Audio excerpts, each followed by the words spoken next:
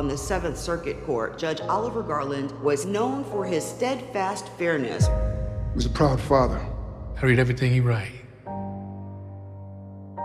Constant teacher. A fierce advocate for his beliefs. A man who was a loyal friend. He was a man who did what he thought was right. Always. Look at this. My father's medical records. Okay. What if it wasn't a heart attack? The judge had a lot of enemies. When's the last time you had in-person contact with Jack Ziegler? You do know everything Jack did, right? Illegal arms sales, money laundering, and contracted killings. Is there something on your conscience you want to talk about? How about confession of sins? Mr. Talcott Garland, we're from the Federal Bureau of Investigation.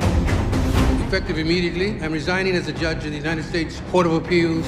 Everything good? I trust it will be very soon. Deception is the name of the game. Trust me. FBI came by the house asking about Jack Ziegler. I would not want to see you or your family harmed. Don't you want to know what really happened to Dad? I already know what happened. Whoever you talk to, Tal, they're not from the FBI.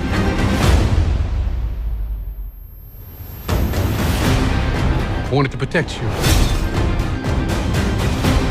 There's a BMW that's been tailing us. Floor it! Dad knew that he was in trouble. What are you gonna do? I've already done it.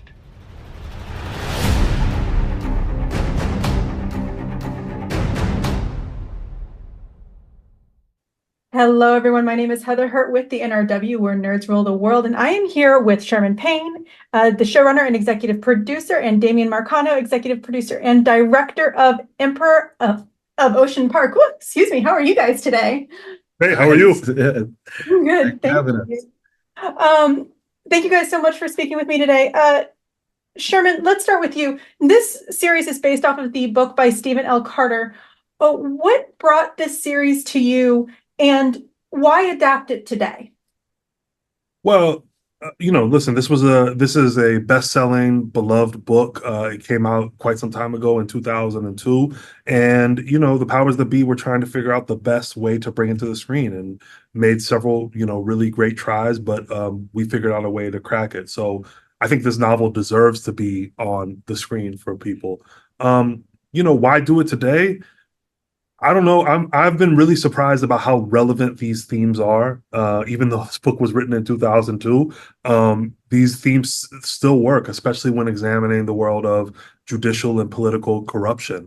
Those things tend to never go out of style. So the issues that Stephen L. Carter was dealing with and depicting in 2002, we're still reading news about those every day in 2024. So it felt really. Even though it was an older book, it still felt fresh and current and immediate. Absolutely. And you also made a lot of changes to directly impact today, to directly reflect today. Why did you decide, other than, of course, timeliness, why did you decide some of those big changes, including character additions, stuff like that?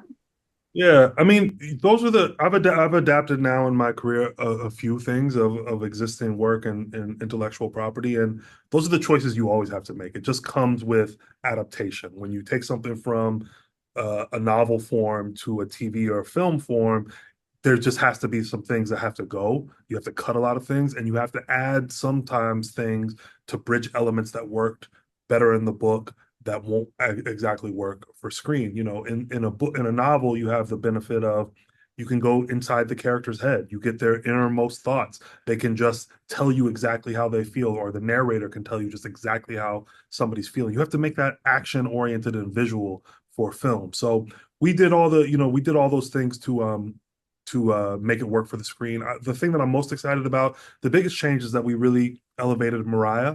Mariah is a smaller character in the book, but we felt that, she was going to work as a character and deserve to be almost neck and neck with Talcott Garland. So it really becomes a two-hander investigative journey with this brother and sister pair. And I'm really excited about Mariah's story, her arc. I think a lot of people are going to relate to it. Absolutely, absolutely.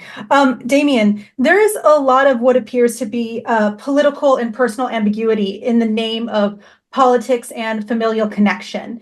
Everyone can be both right and wrong. Why was that so important in this series?